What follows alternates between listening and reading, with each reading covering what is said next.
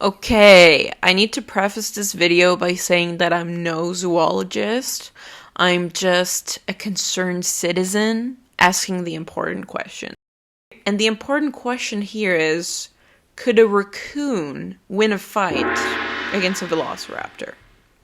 Now, a few caveats. Actually, the velociraptor, as described in the Jurassic Park franchise, is, as far as I understand it, not accurate. It is actually, from what I gathered, based on the dinosaur Deinonychus enteropus, and the actual velociraptor was thought to be feathered, tiny, about 30 pounds and 2.6 feet long. So pretty much a chicken with teeth and solitary. And it wouldn't have been able to turn a knob because, and I quote, even the putatively smartest dinosaur of the Mesozoic era was probably dumber than a newborn kitten. And a real-life velociraptor would likely have butted its head against that closed kitchen door until it knocked itself out, and then its hungry pals would have feasted on its remains, as you can see here, scientifically illustrated. And also, even the fastest velociraptors would have been severely hampered by their short, turkey-sized legs, and could have easily been outrun by an athletic human child.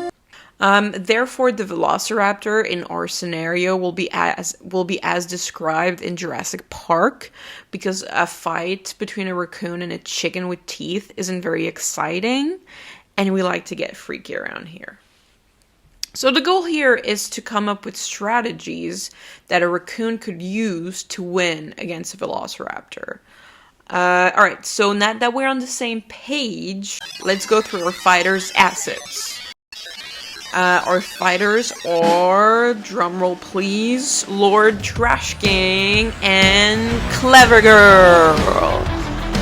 Starting with Lord Trashking, he has night vision. And actually, because we like to get educational around here, the raccoon's mask reduces glare, which enhances night vision. He can climb, he can swim, and can stay in the water up to several hours.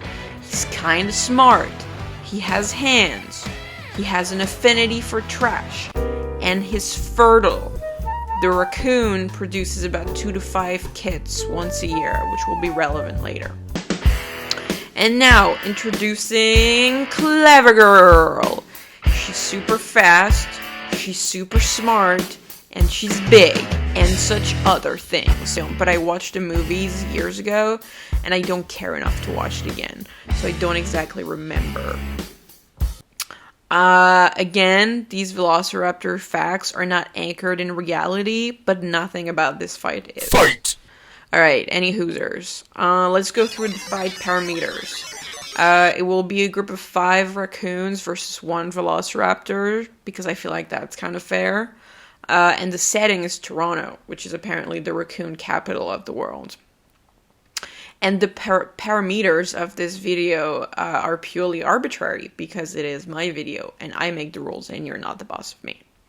Now, let's go through the different strategies. Alright, first strategy. Trash talk.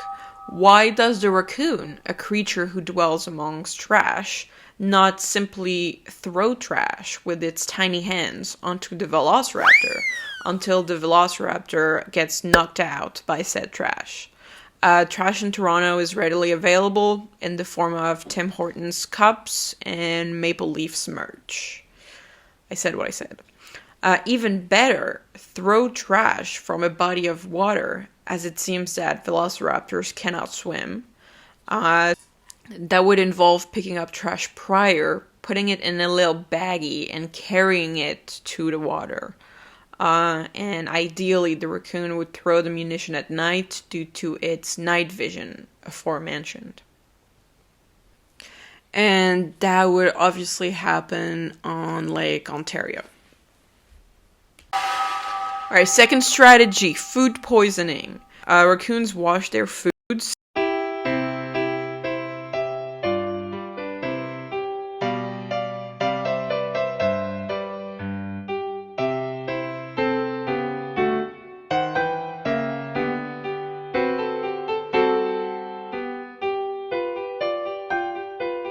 and velociraptors do not, as far as I know.